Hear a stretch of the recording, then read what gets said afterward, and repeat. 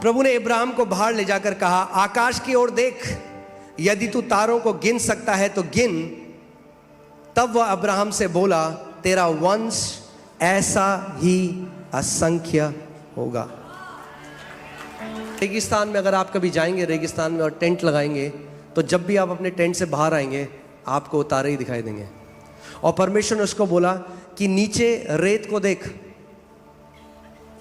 ऐसे ही तेरा वंश होगा। तो परमेश्वर पता है क्या, नीचे देखेगा तो तुझे मेरी प्रतिज्ञा याद आएगी, ऊपर देखेगा तो तुझे मेरी प्रतिज्ञा याद आएगी। यानी दिन भर तुझे याद आएगा। नीचे देखेगा तो रेत को देखकर बोलेगा ऐसे ही मेरा वंश होगा। जब आसमान के तारों को देखेगा तो बोलेगा ऐसे ही मेरा वंश होगा।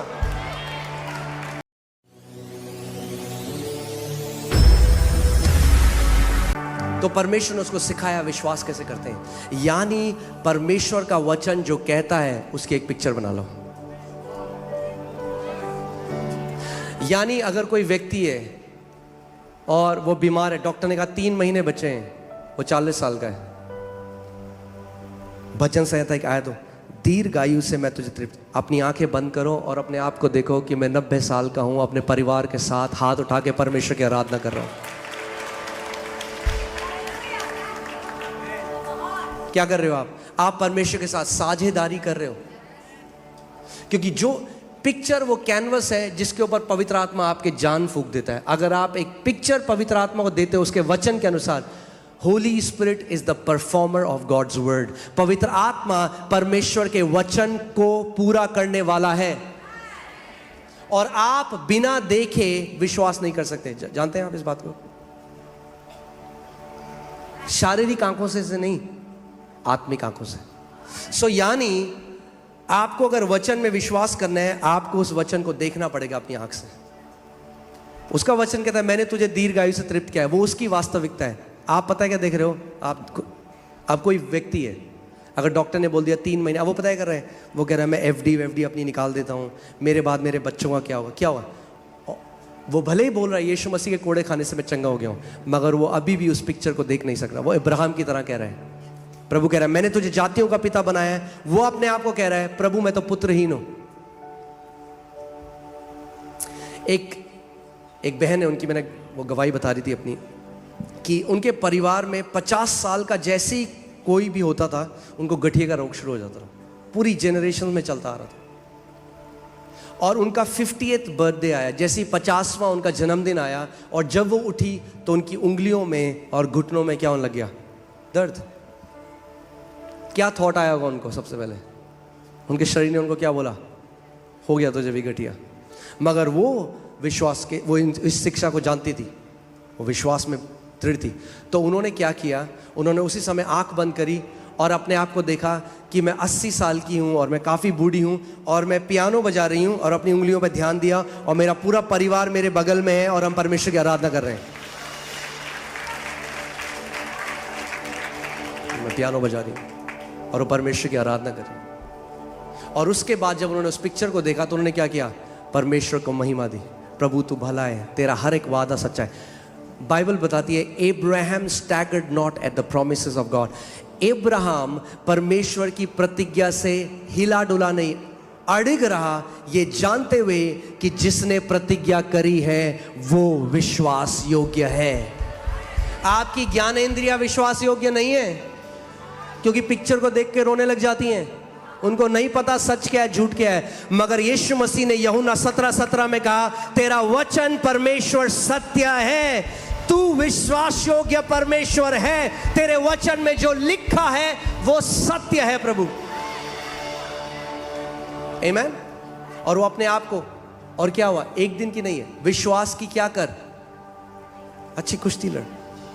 कितने मसीह लोग हैं जिन्हों में लड़ना नहीं आता, विश्वास की कुश्ती गिव अप कर देते हैं बहुत जल्दी। दर्द हो गया, क्या किया प्रभु ने? पड़ोसी को बोलो, पड़ोसी विश्वास की अच्छी कुश्ती लड़।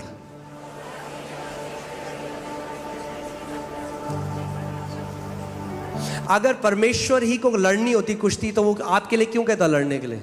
क्योंकि एक कुश्ती है जो आपको लड़नी है खुद।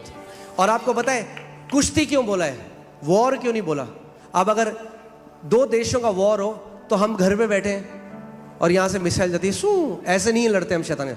कुश्ती होती है यानी पर्सनल है। कुश्ती एक आदमी और एक आदमी की होती है, हैंड टू हैंड कॉम्बैट। हर किसी की अपनी कुश्ती है, वॉर नहीं है, कुश्ती है। वॉर तो जीत चुका है यीशु मसीह, अब कुश्ती चल रही है। विश्वास की मसल को बना लो, हर बार फटक फटक के मारोगे शैतान को, फटक फटक। जब आपके बगल में आता है और कहता है देख तेरा शरीर तुझे बोला है, बोलो शैतान लिखा है, लिखा है, लिखा है। आमीन। अगर वचन पे खड़े हो जाओगे और बार बार घोषणा करोगे, अंगीकार करोगे, जो वचन कहता है, एक भी बार शैतान आपके ऊपर जय नहीं पा सकता। एक भी बार।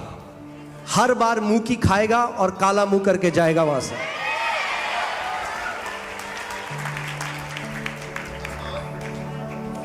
मगर आपको कहां मनाना चाहता है? आपके रीजनिंग में, आपके ज्ञानेंद्रियों में, वहां मनाना चाहता है। सो अगले दिन जब वो उठी, फिर दर्द, फिर वही दर्द हुआ। फिर उन्होंने आंखें बंद करी अपने बिस्तर में और वही देखा। उन्होंने कहा प्रभु मैं विश्वास, तेरा वचन के। ध्यान से सुनिए, ये कोई लोग कहते हैं अरे ये तो कल्पना है। हम क्या कल्पना कर रहे हैं? जो वचन कहता है वो कल्पना कर रहे हैं। This is not wishful thinking, ये वेन इमेजिनेशन नहीं है। We are imagining the word of God which is the truth. हम शैतान को बोल रहे हैं मेरा सत्य है परमेश्वर का वचन, वचन में लिखा है। आप लगाइए भजन संहिता आखिरी आयत, इस कलीसिया में हो, टाइम से पहले मरने वाले हो नहीं आप। फिर से मैं बोल रहा हूं, टाइम से पहले मरने वाले हो नहीं आप। सारे बैग अनपैक कर रहा है प्रभु। पड़ोसी को बोलो, पड़ोसी अभी बहुत काम करना है।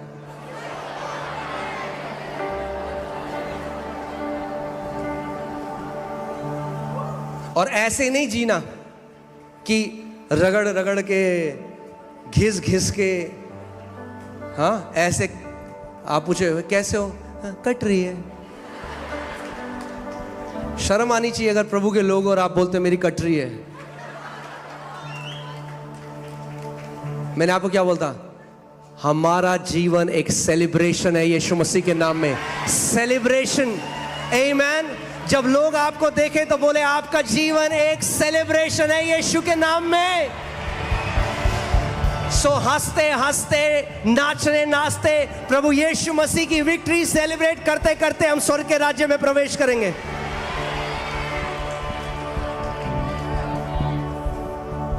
आमीन। उसकी जय में। हालेलुया। मैं उसको दीर्घायु से तृप्त करूंगा और अपने किए हुए उद्धार का दर्शन। ध्यान से सुनिए, ध्यान से सुनिए, आ जाओ आपस में, आपको कुछ बताना चाहता हूं। दीर्घायु का दर्शन प्रभु आपको दिखाना चाहता है। देखना शुरू करो, दीर्घायु का दर्शन देखना शुरू करो। दीर्घायु उद्धार का एक पार्ट है, सैल्वेशन का एक पार्ट है।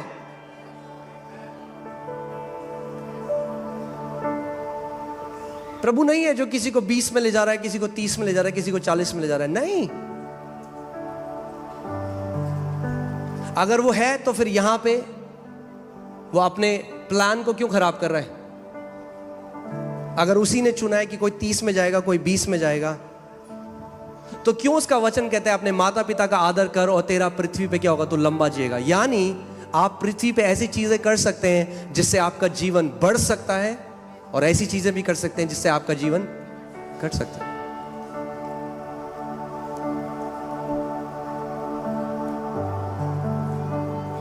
कोई बोलता है आपको पता है आप कितना जिंदा रहोगे? कहना हाँ बिल्कुल पता है। दीर्घायु। पड़ोसी को बोलो दीर्घायु। दीर्घायु। पुराने नियम में एक जगह लिखा है you will fulfil the number of your days. तू अपने पूरे दिन पृथ्वी पर पूरे करेगा। और ट्यूब लगी हुई ऐसे नहीं जाएंगे हम घर। पड़ोसी को बोलो ऐसे नहीं जाएंगे घर कि ट्यूब लगी हुई, मशीन लगी हुई, ये नहीं जाएंगे। ऐसे ऐसे नहीं जाएंगे।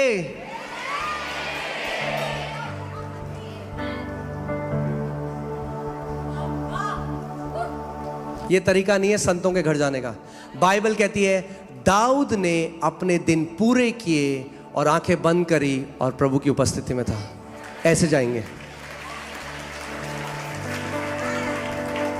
अपने बच्चों को बुलाएंगे, उनके सर पे हाथ रखेंगे, उनको आशीष देंगे, आंखें बंद करेंगे और प्रभु यीशु मसीह के सामने अपनी आंख को खोलेंगे।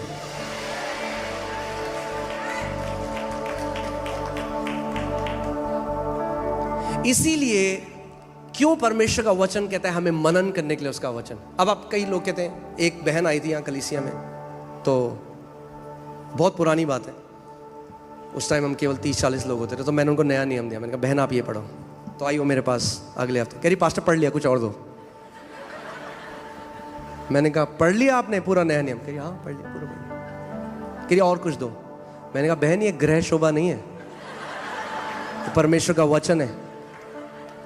मैंने क्या पढ़ा आपने? कह रही भाई पढ़ लिया।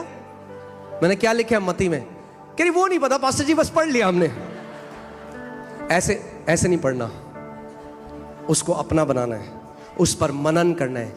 एक एक प्रतिज्ञा में इतनी सामर्थ्य है कि आपकी जनरेशंस को बदल सकती है। एक प्रतिज्ञा, अगर जैसे फिर से उस प्रतिज्ञा पे जाइए, वैसे परमेश्वर का वचन कहता है मैं तुझे दीर्घायु से तृप्त करूंगा। ये प्रतिज्ञा किसने करी? हाँ अरे बोलो, क्या परमेश्वर ने कहा कि मैं तुम दीर्घायु को प्राप्त करोगे? नहीं, उसने कहा मैं तुम्हें दीर्घायु से तृप्त करूंगा। तो किसकी रिस्पॉन्सिबिलिटी है आपको दीर्घायु देना? वो दे रहा है, आपकी रिस्पॉन्सिबिलिटी केवल लेना। कैसे लेते हो आप? जब वो बोल रहा है उसके साथ एक हो जाते हो, ऐसे लेते हो। अगर जो वो कह रहा है आप उस पर विश्वास नहीं कर सकते और उसके साथ एग्री नहीं कर सकते और उसको देख नहीं सकते, तो वो आपके जीवन में पूरा नहीं हो सकता।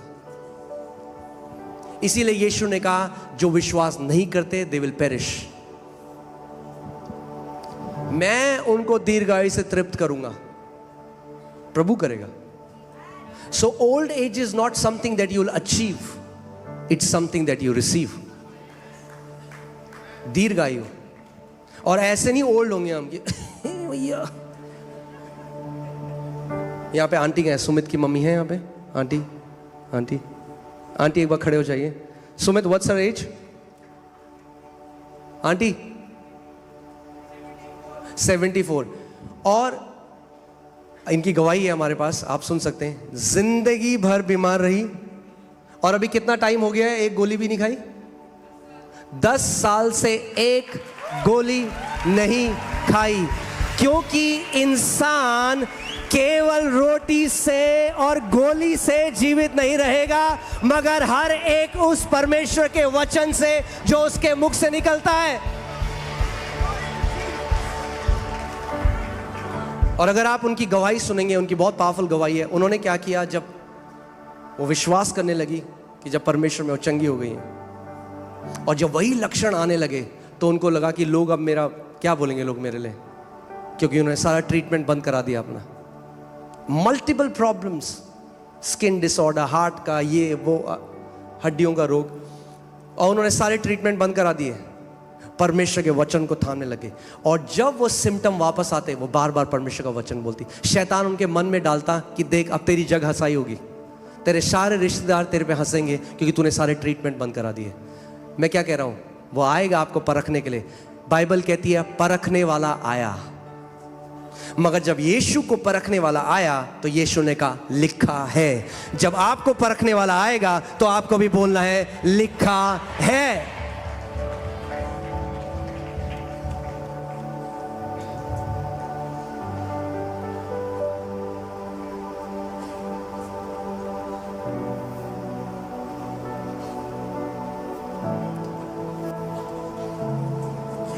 आमीन। और आज 10 साल हो गए, एक गोली नहीं खाई और पूरी रीति से चंगी है। 74। तो मैं क्या कह रहा हूं, हम लोग, बाइबल कहती है मूसा 120 साल का था और उसकी आंखें कमजोर नहीं थी, ना ही उसका शरीर दुर्बल था। वो माउंटेनियरिंग कर रहा था 120 साल में, पहाड़ पे चढ़ रहा था। कितने लोग ट्रैकिंग करना चाहते हैं 120 साल में?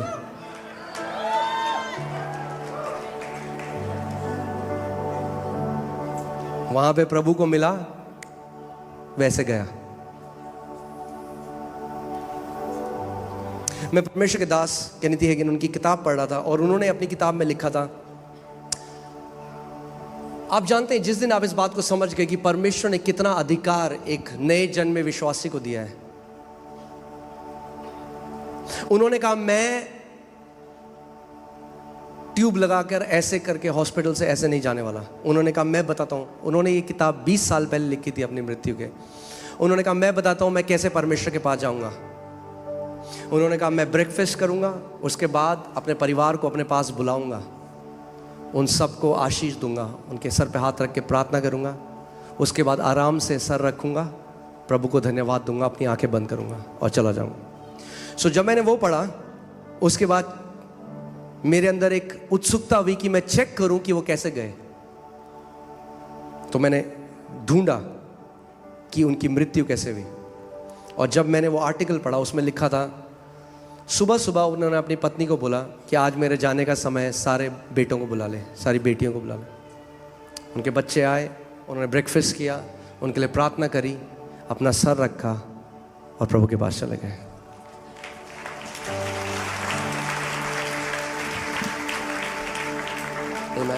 सो जब लक्षण आए, वो लक्षण आपकी वास्तविकता नहीं है, परमेश्वर का वचन आपकी वास्तविकता है। आप यूहन्ना 17:17 लगाइए एक बारी। इस बात में आपको दृढ़ हो जाना है, निश्चय पा लेना है कि परमेश्वर का वचन जो कहता है ना वो सच है। सत्य के द्वारा क्या कर, उन्हें पवित्र कर, तेरा, फिर से बोलो तेरा, फिर से बोलो तेरा। जो मैं महसूस करता हूं वो सत्य नहीं, पर तेरा वचन सत्य है। मेरी फीलिंग्स मुझे डिसीव कर सकती हैं, मैं जो महसूस कर सकता हूं मुझे धोखा दे सकता है, मगर उसका वचन कभी धोखा नहीं दे सकता, क्योंकि तेरा वचन प्रभु सत्य है।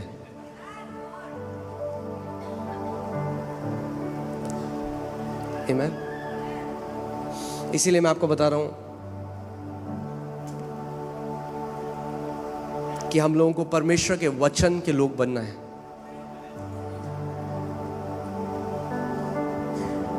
आप जानते हैं कुरान में मसीहों के लिए क्या लिखा है? People of the book. हमें कहा गया है वचन के लोग, वचन के लोग। दुख की बात यह है कई मसीहों के अंदर आज वचन नहीं है। हम 1000 किलोमीटर दूर एक मीटिंग में भागेंगे, मगर हमारे पास जो वचन है उसको मनन नहीं करेंगे। वचन को मनन करिए जब तक वो आपके अंदर की जो पिक्चर है उसको चेंज नहीं कर दे। आप जानते हैं कई लोग हैं जिनको अपनी आंसर क्यों नहीं मिलते अपनी प्रॉब्लम्स के, क्योंकि उन्होंने इतनी प्रॉब्लम की प्रेयर करी है कि वो प्रॉब्लम उनके अंदर घुस गई है। मैंने आपको बताया था ना, कई लोग आते हैं जब प्रार्थना करने तो कहते हैं पास्टर जी प्रार्थना, तो डॉक्टर ने बोला ये प्रभु ये, पहले सुन तो लो, डॉक्टर ने बोला है ये लाइलाज बीमारी है। मैं तो मुझे क्यों बता रहे हो? प्रभु के लिए कोई लाइलाज बीमारी नहीं है। प्रभु यीशु मसीह ने कभी नहीं कहा हो मेरी बेटी मैं तो तुझे चंगा कर देता, पर क्या करूं ये लाइलाज बीमारी है, मेरे बच्चे मर जा तू अब।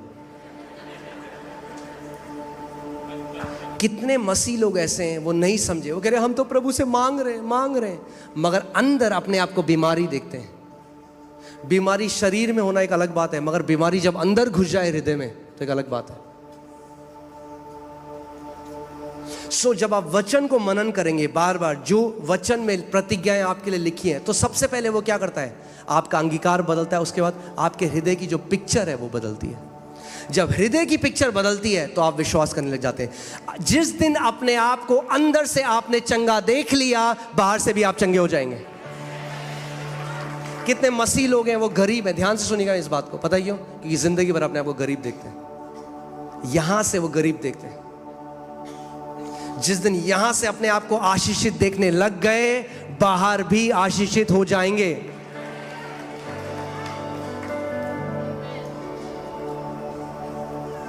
इसीलिए जो पिक्चर आपकी है वो बहुत जरूरी है। क्या पिक्चर आपके अंदर है? क्या पिक्चर देखते हैं आप?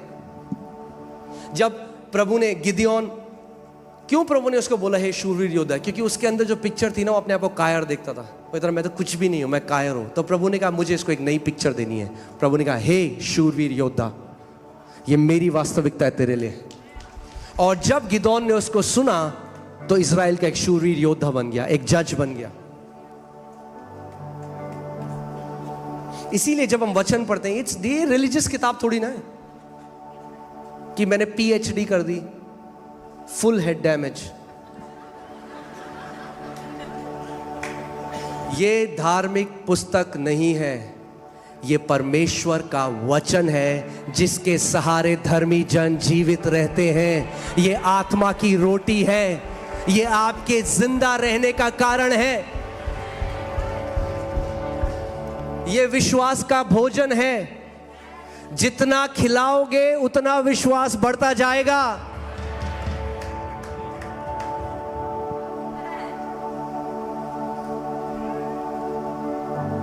देखा आपने, कई पार्टीज होती हैं या कई शादियों में लोग बोलते हैं अरे बड़ा पतला है इनका बच्चा, खाना नहीं देते। बस ऐसे ही विश्वास के लिए भी बोलते हैं कई लोग, आपके खाना नहीं देते विश्वास को, थोड़ा खाना दो विश्वास को। आमीन। क्या है खाना विश्वास का? परमेश्वर का वचन। मैं आखिरी टेस्टमनी बताऊंगा, उसके बाद हम लोग बीमार जो उनके लिए प्रार्थना करेंगे। और ध्यान से सुनिए, जैसे मैंने आपको बोला था, आज का दिन कब हो गया? आप कब ग्रहण करोगे? कल नहीं।